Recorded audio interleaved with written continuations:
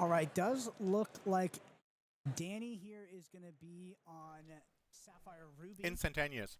a deck that we expect to be highly represented.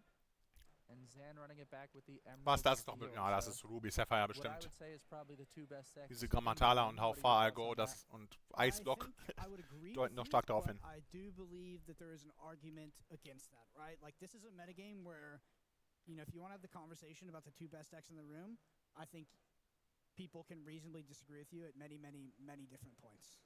Aber was ist... And I really love to see those metas where Hier, der there's Gegner. tons of Ach so, der different Gegner ist decks that Zan. can bring as options, and I think we're in one of those. Spielt er wieder Emerald Steel? Jetzt werden wir es sehen. We are absolutely in Oder dachte er that. sich, oh, nachdem ich letztes Mal mit Lorcana Emerald is Steel in gewonnen general, habe, though, just due to the bestimmt kommen jetzt die nature Anti-Decks.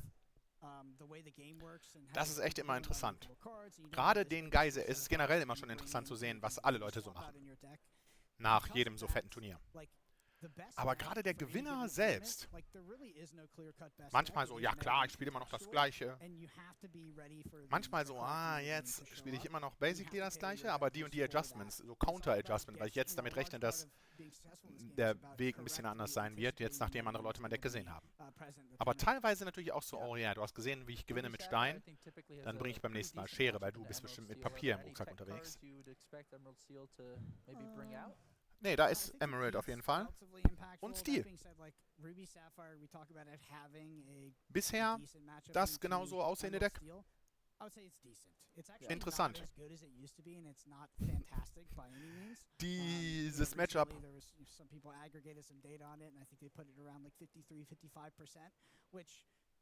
Wie ist das Matchup denn? Ist das Matchup gut für den Emerald Steel Spieler? Oder ist es nur mid? Three ice blocks. You know, we did say, I do believe, based off the list, I don't think I've seen a single Ruby card yet, that it is Ruby Sapphire, but who knows, could be a mono Sapphire list here for Danny. That would definitely be an interesting deck to see in round 2. Ist auf jeden Fall nicht schlecht für Zan, sagen wir mal so. Ich denke, dass er vorne ist, aber nicht vorne genug für 2-0. Vielleicht ist er so die Skill-Diskrepanz hoch genug. Der Gegner sagt mir jetzt nichts und von Proudfoot, ich würde mich daran erinnern können, wenn ich von dem schon mal gehört hätte. Zan Syed hingegen kennen wir ja schon eine ganze Weile lang. Gonna go ahead and Quest of Diablo, see Brawl off the top here for Danny, who does draw the answer to Diablo immediately. More importantly, it's an answer that Zan didn't see when he used the Diablo base. Aber da ist der Hidden Cove, richtig starker Start gegen UR. Da ist doch schon sehr, sehr gut für Zan. I guess we have a way out of it here. It is interesting to see the ice block almost back and forth with the Aber Hidden Cove Ja. deciding. Eisblock kann jetzt noch kommen und dann nächste Runde trotzdem Brawl. Let's find out. It's funny to see Danny draw the answer. Darum war ich kein Fan von der Cove. Ich hatte die gecuttet. Ich hatte die Coves gecuttet aus seinem Deck für eine dritte Anna und dritte Tinkerbell.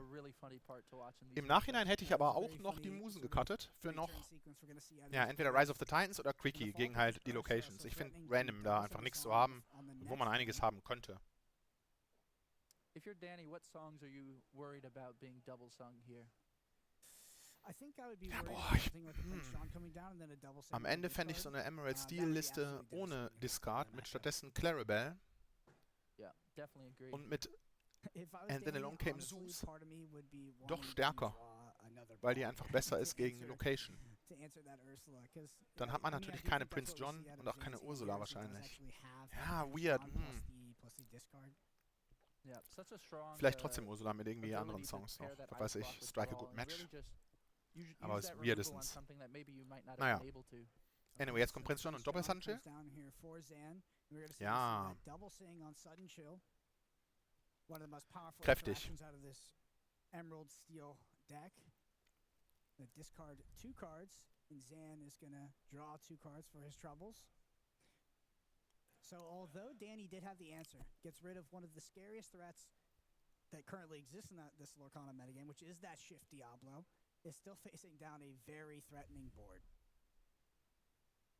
Yeah, it really just goes to show the power that the Sapphire items hold in this format. Popsicle being able to draw you that card, Fishbone Quill being able to Ja, genau, Ursula reinzumoven gleich viel besser. Nicht, dass jetzt gleich schon Sisu 8-Drop kommen würde. Aber Brawl könnte vielleicht kommen. Aber kann immer noch kommen. Von daher super random. Aber ja, okay, egal. Fast.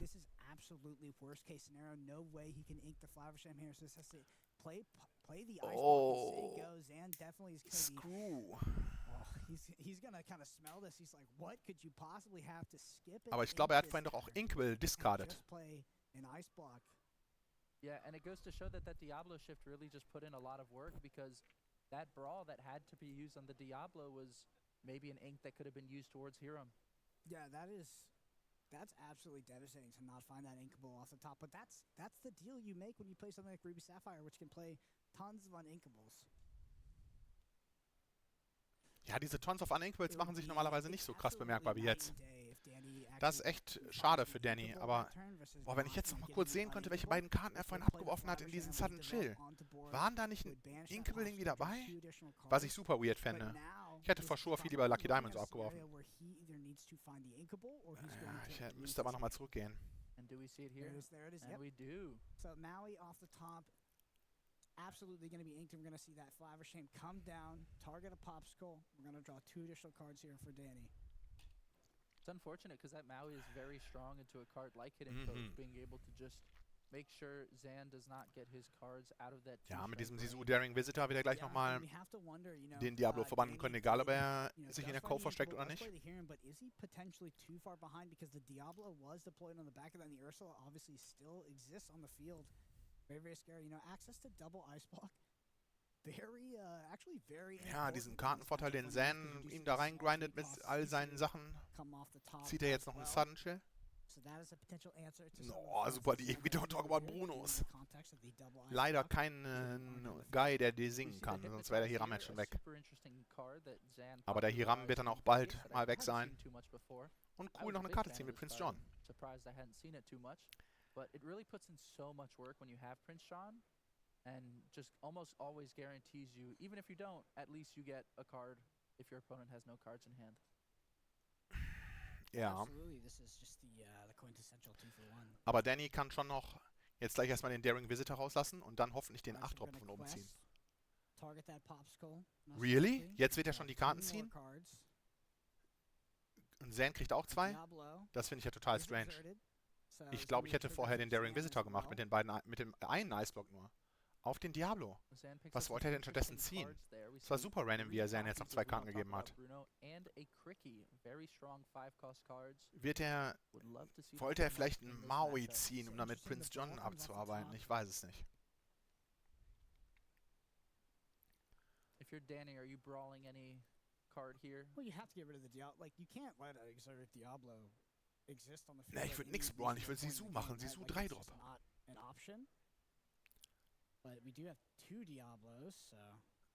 Da macht er es auch. Das ist nämlich nicht schlecht, weil wenn du jetzt gleich noch den Daring Visitor finden kannst, was nicht so unlikely ist. Ne, nicht den Daring Visitor, das ist ja schon der, sondern den 8-Drop, der heißt, weiß ich nicht. Da ist er auch schon, der 8-Drop, ne? Ja, das heißt, wenn Zan jetzt kein Removal auf den Daring Visitor macht, was er machen könnte, aber ich glaube nicht, dass er Bock haben wird. Vielleicht rippt er jetzt von oben so diesen 3-Drop-Song. Das wäre devastating. Instead Pete. Ich denke mal, jetzt kommt We Don't Talk About Bruno auf den Hiram. Dann hat er noch einen Draw auf einen Let the Storm Rage On oder Strength of Raging Fire.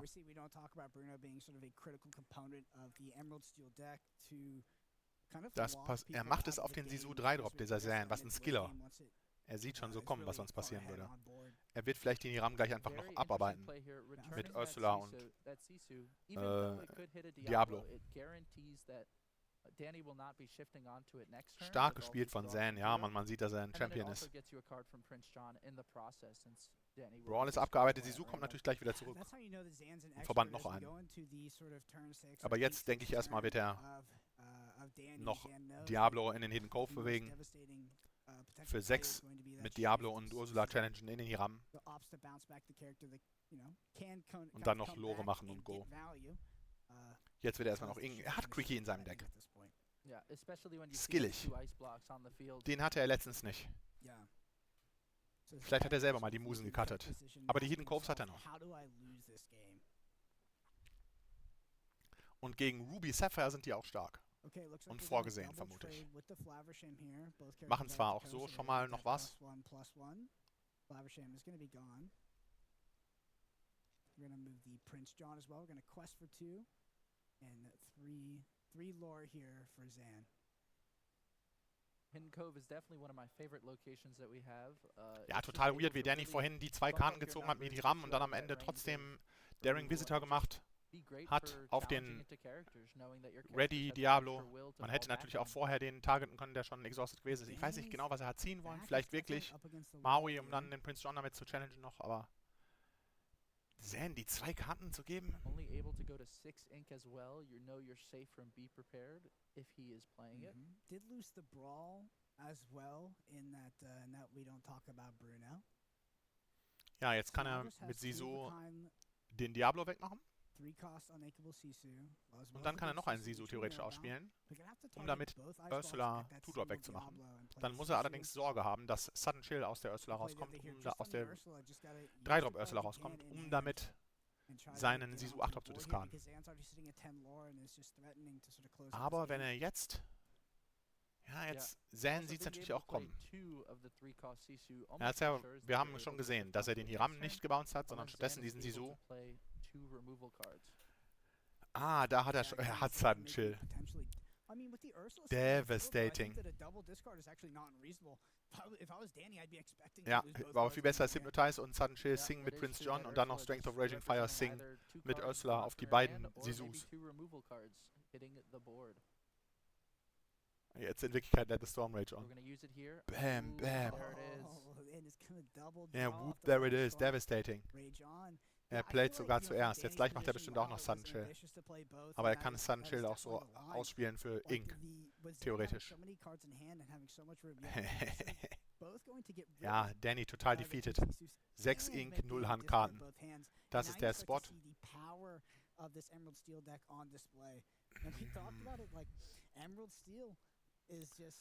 Ja, Danny, wenn man so spielt, ich weiß nicht. Zu sad, also definitiv hätte er es total weggeschmissen, wenn er da Inkables geskartet hätte in den Sudden Chill in Turn 4 von Zan. Aber eventuell hat er auch super die eigenen Inkables. Wow, Great Stone Dragon, what a top deck. Wäre gar nicht so schlecht in dem Matchup, wenn nicht jetzt schon es vorbei wäre. Einfach 20, oder? Ja, super schlecht. Hätte man auch gut haben können. Uns allen 20 Sekunden sparen können. 10. Danny had an answer, so we saw, it was a bit more of a game. Sometimes the Emerald Steel, when it does have that Diablo opener, can snowball. We did see, first of all, Diablo opener, but then Ursula. We had the Ursula double sync discard with ja, Zan spielt dieses Deck so, dass es auch so aussieht, als ob es einfach das beste Deck ist von allen. Finde ich voll krass. War nicht so leicht nachzumachen, wie ich gedacht hätte.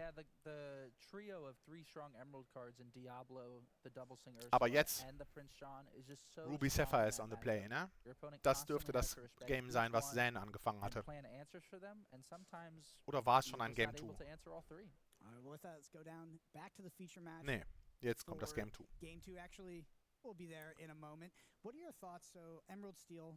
Okay, vorher noch ein bisschen Trash Talk, wie es aussieht.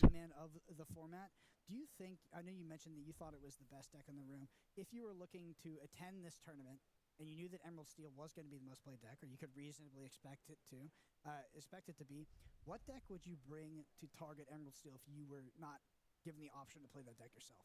Yeah, nice line of questioning. I think I would probably go for something with Amethyst or Steel, something that has that strong draw power off the top if your hand is discarded. Was hätte ich denn gespielt auf diesem Event? Naja gut, nachdem ich auf der Store Champs letzte Woche ja Emerald Steel gespielt habe, wahrscheinlich wäre das was gewesen, womit ich da unterwegs gewesen wäre dann stattdessen. Mit Quickie anstatt Muses, probably.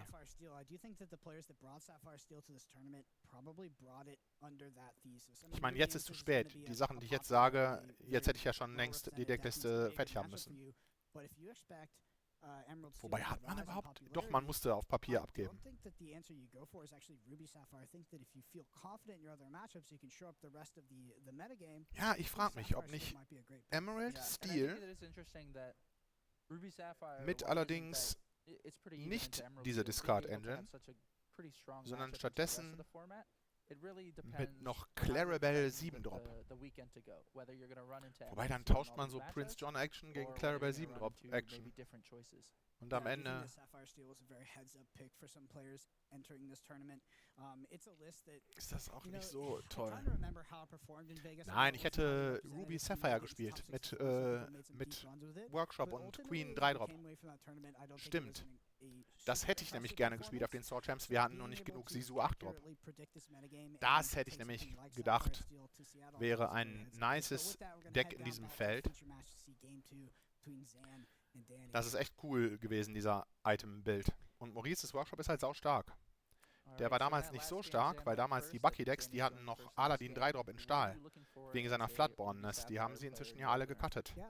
Und gegen diesen Emerald Steel Player dann, wenn der Workshop liegt, dann muss er sich schon echt dran halten. Weil man ansonsten ja doch binnen kürzester Zeit den Kahnfutter generiert hat. Ich weiß leider nicht mehr genau, was ich sagen wollte. Anyway, wir gucken uns dieses Match stattdessen an. Wo Zan, baboom! Zan hat doch einiges geändert an seinem Deck. Zumindest ein paar Sachen. Er zockt schon noch den gleichen Archetype. Basically das gleiche Deck. Aber er muss einiges gecuttet haben. Für jetzt neue Tech-Karten, die wir sehen, die definitiv nicht in seiner Liste gewesen sind in Vegas. Bin gespannt, ob er wieder Day 2 macht und dann gucken wir nach in seiner Liste.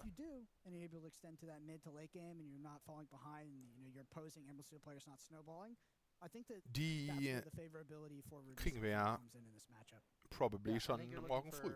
Die Amerikaner sind immer relativ fleißig darin, die Decklisten hochzuladen auf Inkdex. Eigentlich, wenn es morgen anfängt, müssten wir das schon haben. Aber heute ist erstmal heute.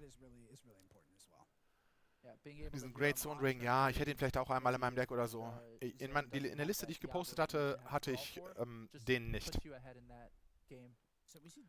Da hatte ich stattdessen den Fang Crossbow mal eingearbeitet als Tech-Karte. Ich habe das Deck gebaut ohne Songs. Ich habe alle Let It Go und One Jump Ahead und Be Prepared und so gecuttet und deswegen dachte ich mir, der Fang Crossbow extra wichtig, weil man ja doch mehr auf dem Sisu und so basiert jetzt, um damit alles wegzumachen. Ja, da ist der Tipo, was legt der rein? Keine Ahnung. Yeah, really hoping to draw it off the top and just get that draw engine started. Ich glaube, es wäre besser gewesen, einen anderen Tipo reinzulegen, aber was weiß ich schon. Ne, es waren zwei liebe Kommentatoren. Er hatte zwei Coves in seinem Deck in Vegas. Aber naja, was ist das für ein Draw? Ja, da könnte Diablo gleich kommen. If you're Danny, what shift or Floodborn character are you most worried about hopping on top of that morph? Beast. Yeah, so Shift Beast is really tough to deal with. If you're on the play, you know, you can get to your answer pretty quickly. When you're on the draw against a Shift Beast, you just don't have answer to the Medusa.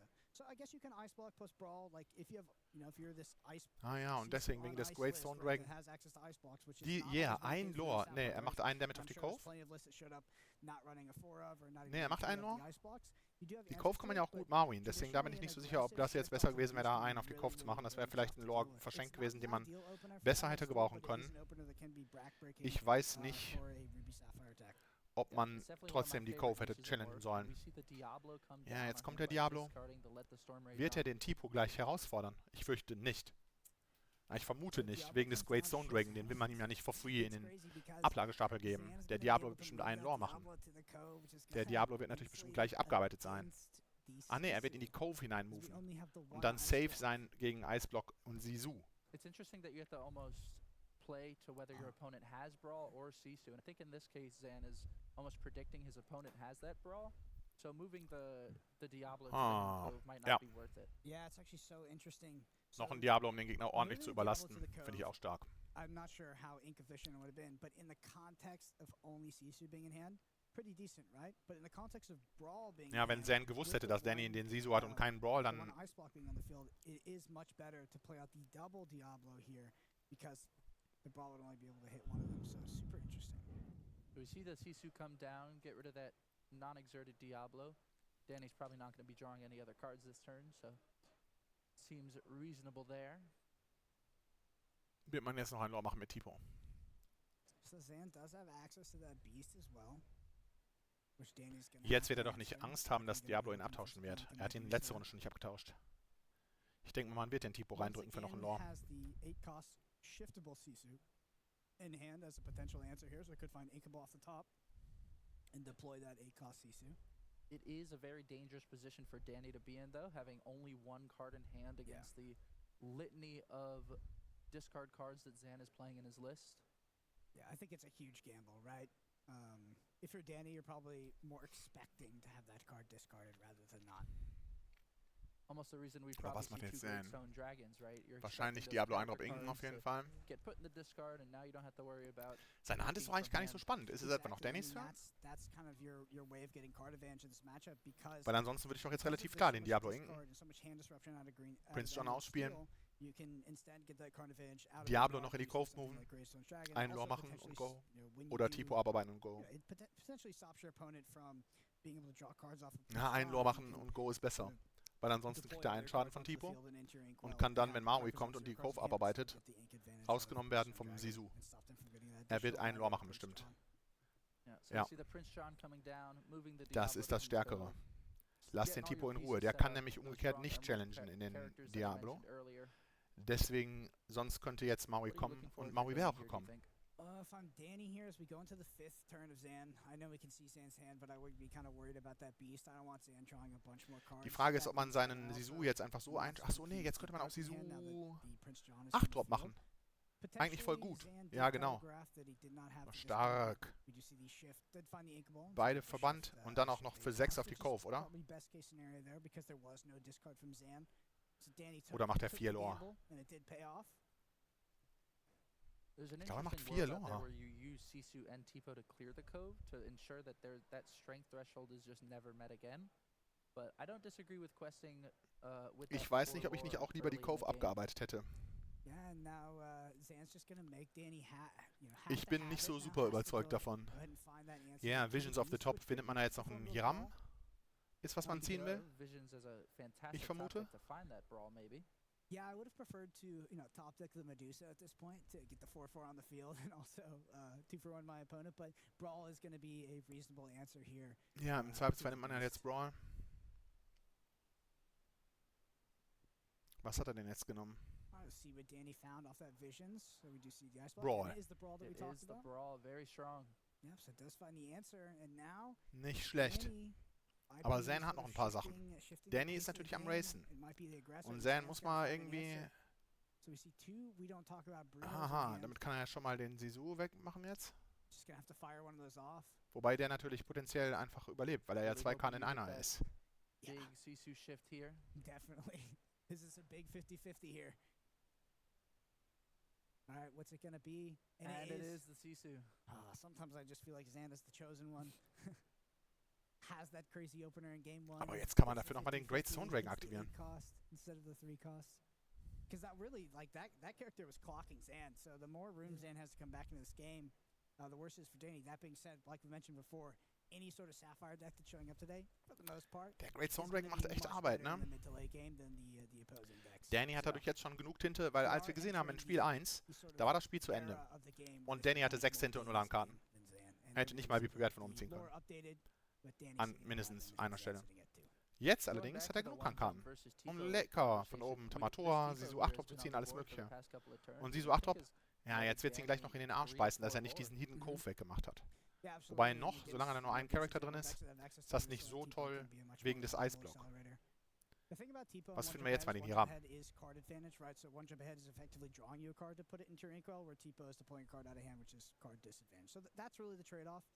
Also, one is a 2-cost unequal song that can't do anything else, and I guess Tipo is sort of a body that can exist on the field and can actually trade and is a lot better into aggressive decks. Ja, Tipo ist viel stärker als Run Jump Ahead wegen Ursula. 2-Drop. die ansonsten on the play den One-Jump-Head wegnehmen kann, aber den Tipo nicht. Ich vermute, dass das der ausschlaggebende Grund ist. Ansonsten finde ich Tipo eigentlich ein bisschen schlechter als One-Jump-Head. Wobei er immerhin inkable ist. Wo ich ihn lecker finde, ist ja in so Blurple. You know, if you're a Sapphire or Ruby player and you have access to Hiram Flaversham, ja, da ist der Hiram. Jetzt kommt noch der Matur eigentlich hinter. One of the strongest reasons to be playing Sapphire, I think, on top of the Hiram package, is being able to play that Visions of the Future from Shimmering Skies. Being able to look at the top 5 for only 2 ink and be able to grab the piece that you need. Ja, nochmal ein Ink mit dem Tipo. The consistency is so strong there. Jetzt sehen wir vielleicht bald mal, wie der Tipo abgearbeitet wird vom Diablo. Weil jetzt liegt da kein Sisu mehr mit Evasive, der für den irgendwie relevant wäre, wie viel Wille der Diablo noch hat. Im Gegensatz zu vorhin. Was macht Zen denn jetzt? Feuert er jetzt den zweiten wieder unter Bruno auf den Hiram? Aber leider, Danny hat halt so viel Lore und im Top-Deck mit den Mengen an Ink ist Ruby Sapphire schon im Vorteil. Andererseits hier, jetzt ist Diablo erstmal wieder on, Zen zieht noch eine. Gucken, ob Danny die Antwort hat. Ich glaube nicht. Oh, mehr Hiram jetzt natürlich zu aktivieren, ist nicht so toll. Mit Diablo Exhausted on board. Er macht den Verband denn den Great Zone Dragon.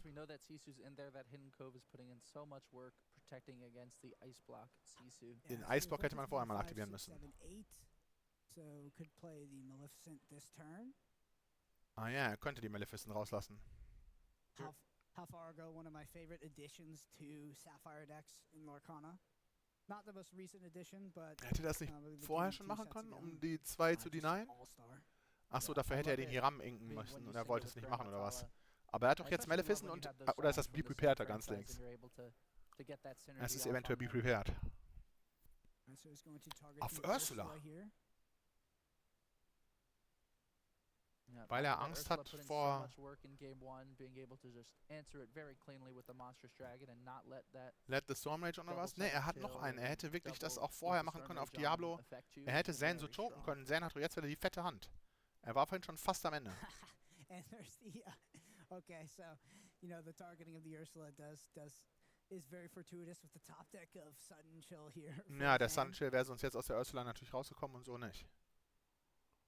Was macht man jetzt?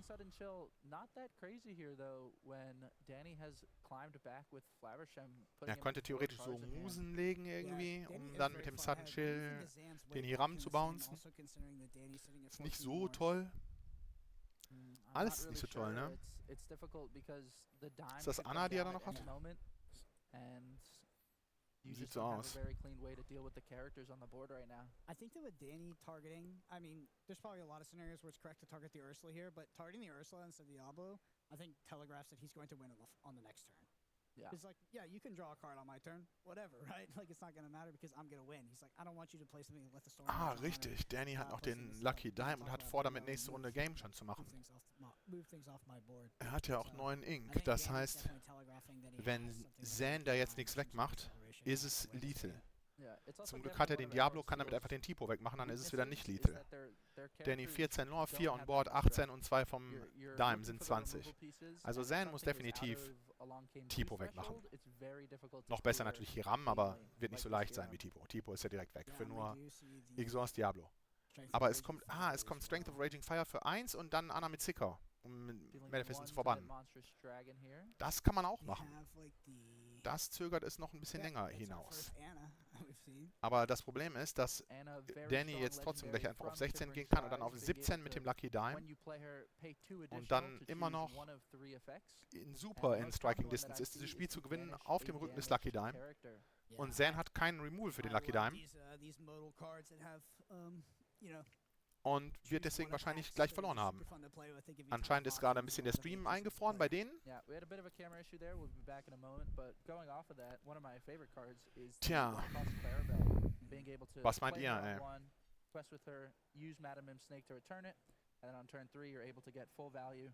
But let's hop back in. Zen ist am Ende, würde ich denken. Yeah, so as we head back into this game, you know, although Zan Und does es ist have dann an 1-1. Ja, previous interessant. deficit. Looks like another one has been deployed. Looks like we fast forwarded a bit here. Weil Zen hat echt You know, it does besser feel gezogen, like als der Danny's Gegner so gespielt far hat und ahead, and trotzdem we know it's 1-1 Max's. gleich. I think we saw the lucky diamond hand, so not only Ja, were you on das board, das but kann also einem 100% passieren. quick Das Matchup when ist the halt game nicht went so in with the gut. lucky dime here. Ich würde And denken, dass Max's Emerald team Steel on der it as Favorit well. ist, aber halt eben nicht So there's so, the hit in the ties. dass man davon ausgehen könnte, dass man Finally getting rid of this, 2-0 rausholt aus so this einem season's been BO2. man for a long time. Und so, Maybe if you're Zan, your ich sag goal mal is so, to, in Best of 3, use all your wenn man discard da so cards to 60-40 ist, ensure ne, dann that there gewinnt is man no halt lucky dime in wahrscheinlich. your opponent's Aber in hand. Best of 2, wenn man da And just 60-40 maybe ist, dann gewinnt catch man up halt from that wahrscheinlich nicht. position. Yeah, unfortunately it's a tall order with Danny having 4 cards in hand prior to that discard out of Zan. Yeah, it really just shows how much impact using Maleficent Dragon on the Ursula really showed. Also ich denke, in diesem Two-Game-Format sollte man echt, wenn man es nicht schafft, ein Deck zu finden, wo man denkt, yo, damit gewinne ich gegen alles und so und auch on the draw bin ich gut dabei. Banishing the Tipo there, slowing the lore a little bit. How much lore do you think T-Book got this game? Honestly, probably 5 or 6. All right, so threatening 5 lore here, which is game. If we do have access to that lucky dime, which I think we do. Counting out his ink. There it is. We see it in the hand. Even if you don't, hear him banishing that ice block, drawing you 2 more cards, you'd be close. But I think we do see it. Mm-hmm. So there's the 7. Lucky dime comes down. Ja, und 20. Activate lucky dime. Target the Dann halt Maleficent. jetzt. And there's 5. Es hat nicht viel There's genutzt, the das einen Turn There's hinauszuzögern. the Ich hab's hand. So we befürchtet, split 1-1 weil with ich war Zan and biased für Danny. Zen. Zan, you know, splitting 1-1 with what might be seen as an unfavorable matchup. I think that's an okay place to be. Obviously, would rather 2-0 in that scenario. I don't think that the Ruby Sapphire matchup can be considered bad is a fair way to describe it, but it's definitely not terrible. There's a lot of game into it, and I think as a Ruby Sapphire player, you don't feel like you're getting any kind of freebie when you parent to an Emerald Steel player, especially when you parent to Zan. You're probably like, Oh, what the heck, it's absolutely. round 2. What's going on? No, Emerald Steel definitely has to have that strong start of those Emerald characters I mentioned before and Beast, but if you let Ruby Sapphire get to that Ja, late game, you're just not viel gonna be mehr able to ist keep up. dazu eigentlich auch nicht zu sagen. Ne? Absolutely. Well, great games. We Das got to Matchup see ist there. gut für Emerald Steel, würde ich schätzen, aber nicht stark genug. Und somit sehen wir jetzt 1-1. And I'm really interested to see Ja, what the und most played deck is today. You know, is it Ruby ich Sapphire, bin is it gespannt, Emerald Steel, or is it Ruby ob wir Emerald? Zen morgen Because, sehen you know, werden. we Ich also kann es mir saw gut vorstellen. Amber Steel be